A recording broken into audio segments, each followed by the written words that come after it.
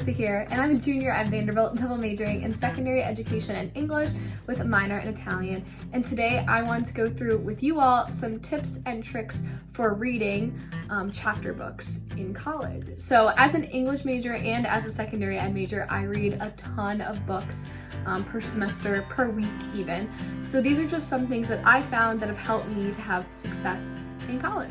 So our first thing is to get your books early. There are two main reasons for wanting to do this. The first is that you can then locate books at your local discount bookstore. Near my house, we have something called a half-price books. So before every semester starts, during the break, I go to half-price books and I see what books I can grab. As you can see, this was $3, $2, and they're basically new conditions. Some minor annotations, but I find ones that are done in pencil and I just erase them. So really no big deal with those, and you're saving a ton of money.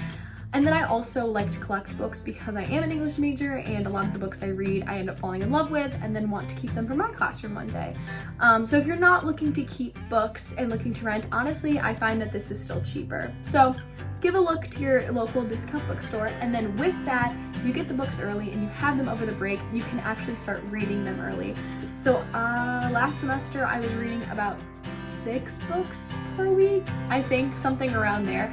And man, oh man, do I wish I would have just read some of those books earlier, because that was a mess, and there was definitely more than one time where I skimmed or just neglected to read a full book.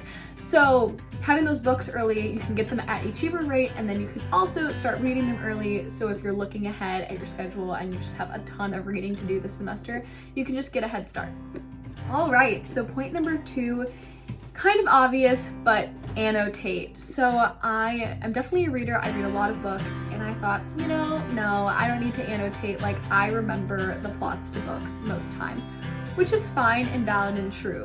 But what I neglect to remember is key quotes, themes, and characters. So when you are annotating your books, make sure that you are annotating for quotes and themes specifically, because those are going to be a lot of the time what your test or essays are on. So if you could just flip through the book and you know that yellow highlighter means a key quote, it's gonna make it so much easier to write an essay. Or a lot of my essays have honestly been open-ended. We can write about whatever we want to in the book, and I wish that I had underlined some of the key themes, because then I could have just gone back and been like, oh, brotherhood, I'll write about brotherhood, because that's a theme that I had underlined multiple times.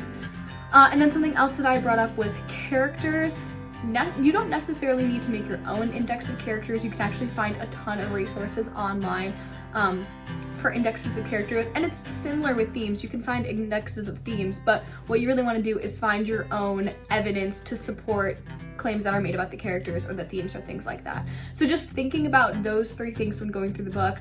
I'm totally color coordinated, so having maybe like my pink highlighter be characters and a red underline to be a theme or something like that, just so you stay organized. Some people don't like writing in books, so post-it notes are a way to go. Whatever you want, but just make sure to annotate and to be actively engaging in the text while you're reading, so you don't have to go back and do all this extra work right before an exam or right before a big essay. All right, so point number 3 is going to be treat books like any other homework. This was by far my biggest fault in college. As a reader, I thought, okay, reading is my easiest homework, definitely easier than calc, definitely easier than physics, so I'm just gonna put it off to the last minute. It's gonna be what I do right before bed. It'll be a great way to de-stress me, which is true. Reading is a great way to de-stress, but that is when you're reading fun books. When you are reading text for college, no matter if it's a chapter book, a YA book, whatever it is, do not leave it till right at the end, right before bed. It just will not go well for you. For me, I know that that was something that I did, and I just wouldn't retain any information because I definitely wouldn't be actively engaging with the text. I definitely wouldn't be annotating, and I'd been so tired from doing all my other homework that yes, I was reading it, but I wasn't retaining anything. So I'd go to the essays. I'd even go to the discussions the next day and completely blank on anything I had read the night before. So that being said, treat it like any other homework. What spot you do homework in, if you work best at a desk or in a library, read there too. Don't put it off until you get home. Do your reading there, and do it with a pencil in hand and give it your undivided attention. You should treat this, again, like any other homework. You should be actively engaged in it. You should be writing. You should be comprehending. You should be thinking about what the text means. and all that good stuff, and then you will remember it for the discussions and hopefully for the essays as well. All right, so the fourth and final point I have for you all, kind of brought it up in the last point, but it's to engage with the text. When I say this, I mean whether it's writing a summary for yourself or drawing a picture or discussing the text with a friend, it's just something to show that you've actually comprehended what you've read. And this is super important, especially when thinking about reading ahead. While that can be a great resource and super helpful to de-stress during the semester, it can also be a little more stressful when you can't remember which story is which. So this is just a way for you to look back and to re-engage with the text, but not have to fully read it all over again.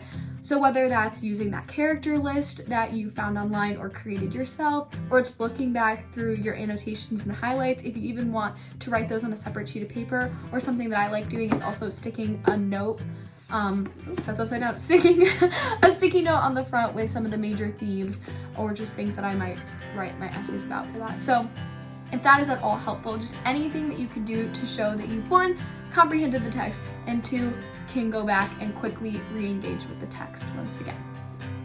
Well, that is all I have for you all today. Thank you so much for watching, whether you're a fellow English major or just someone who is looking for some tips and tricks to get through a lit class in college.